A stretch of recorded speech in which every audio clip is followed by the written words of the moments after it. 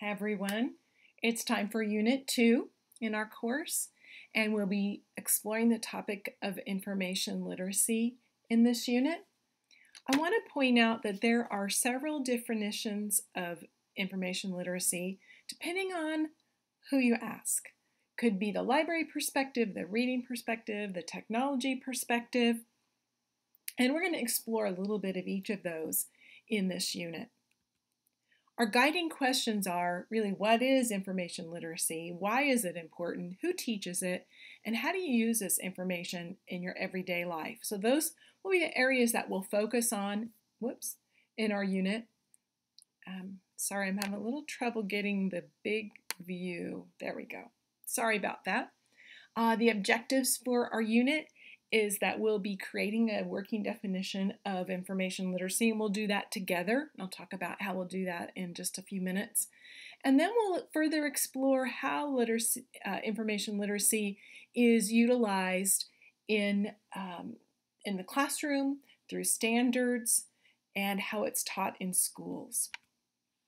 The first thing that I'm going to recommend that you do is get a hold of the checklist for Unit 2.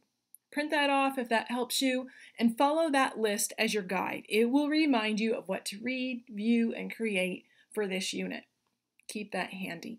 So I told you we're going to be looking at different definitions of information literacy. We're going to explore the work of Michael Eisenberg, who is probably the best known researcher in the field of information literacy. He comes from a library perspective, but we're going to take his views and expand them out of the role of the library, although that's very important, but also throughout the school day.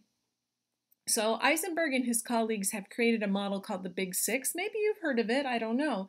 There are several models of information literacy out there, and one of the key ideas that I want you to take away from this unit is the idea that there is no single right definition of information literacy, and there is no single right model. There's lots of ways to explore this process that we use to seek information. Another model that we'll look at is the work of Carol Kathua.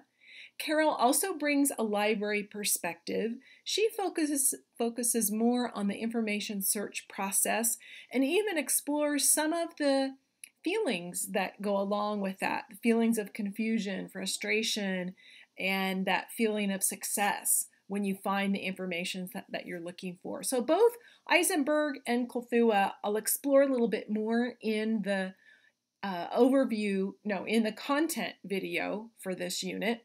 That's the second video that I created for the unit. As far as activities go, I said we're going to be collaboratively creating a definition of information literacy. We're going to create that definition on a website called Padlet. I'm really excited for you to use this website because it's very simple.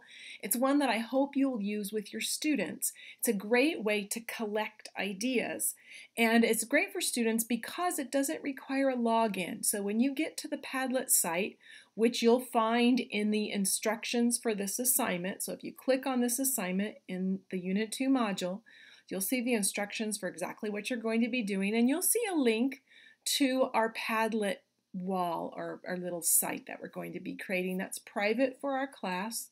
And all you have to do to add to that site is double click. You don't have to enter any personal information, and that's where you'll post the information that you find about a definition of information literacy. So you're going to post a resource, whether it's an article, video, or an image, with a little explanation of why that was meaningful or important to you. The third thing that you're going to be doing in this unit is similar to Unit 1, where you'll be summarizing what you have read and viewed. So you'll be reading from our textbook, Reading the Web. You'll be reading an article by Carol Kathua about guided inquiry, where the teacher or librarian is guiding students through the inquiry process.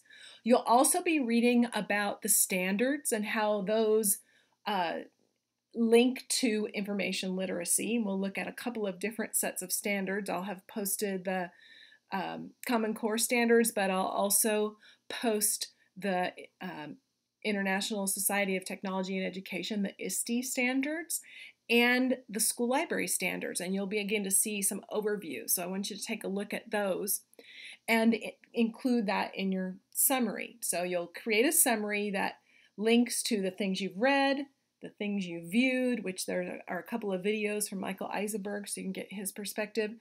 And I want you to take that information. I know it's a lot of stuff there, kind of floating out there. I want you to sift it down into the key ideas that you pulled away from what you read and viewed. Post that in the discussion board and then respond to at least 4 other students, just like we did in Unit 1. And then also, I want you to work on part 2 of your inquiry project. And that part 2 is going to be your bibliography.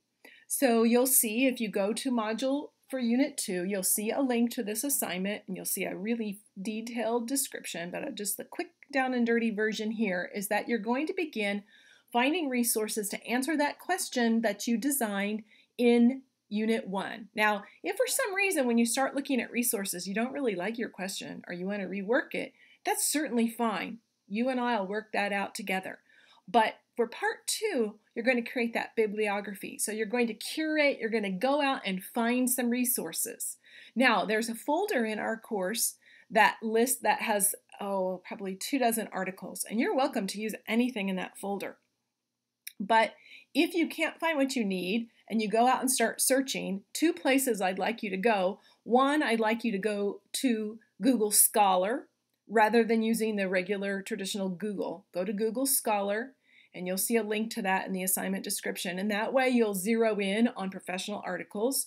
And then you can also go to the Emporia State Library website and there's instructions for how to do that in the assignment description. So find your resources that will help you answer your question. For this assignment, I want you to choose 5 of those resources and I want you to create a bibliography that follows APA style, just like we practiced in Unit 1. Of your 5 resources, at least 1 should be a website, 1 should be a book, 1 should be an article. Now, if it's a book, you don't necessarily have to have read the entire book by this time, but you have to have a pretty good inkling that that's going to help you answer your question. And I put this in the instructions, but the ESU library will actually mail you books for free if you want to use those in your assignment, unless you want to purchase those books yourself. But I would encourage you to use the library because I said they'll mail it to you for free, but it's not actually free, right? Because nothing in college is free. You paid for that service with your tuition and fees, so you should take advantage of that. Also, for articles, if you can't find an article that you think looks like it'll be really good to help you answer your question, you can request both books and articles through interlibrary loan at the ESU library. And if we don't own the rights to that article, if you can't get it through the ESU library searching, then you can contact Interlibrary Loan and you make a little request. It's just a little online form that you fill out and the librarian will go and find that article for you and will email you a copy of the article. So great resources, be sure to take advantage of those. Now, correct APA style, pay attention to those commas, periods, capital letters, all those important things that show that you're giving attention to that style. And that's what you'll include in your bibliography. The assignments for this unit are due by June 21st at midnight.